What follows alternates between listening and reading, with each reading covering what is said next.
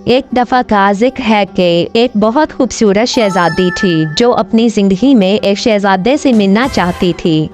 उसने उसके बारे में ख्वाब देखा। वो अपने दोस्त हिरन, परिंदों और गुलहरी के साथ रहती थी। वो हमेशा खूबसूरत गाने गाती थी।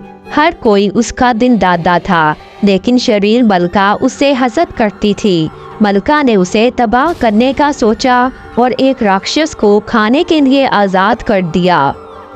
राक्षस उसका पीछा करने लगा और जानवरों ने उसे खतरे से खबरदार किया। वो बहुत डर गई और दरख्त पर चढ़ गई। वहाँ एक गुलहरी उसे सहारा देती थी। ताहम वो दरख्त से गिरने की वाली थी कि घोड़े पर सवार शहजादा आया और शहजादी को गिरने से बचा लिया। शहजादी को एहसास हुआ कि ये वही शहजादा है जो मेरे ख्वाबों में आता था, और वो दोनों जल्द ही दोस्त बन गए और बाद में शादी कर ली और हंसी खुशी जिंदगी बसर करने लगे। तो प्यारे दोस्तों, इस कहानी से हमें ये सबक मिलता है कि हमें किसी से हसद नहीं करना चाहिए और हंसी खुशी जिंदगी बसर करनी चाहिए।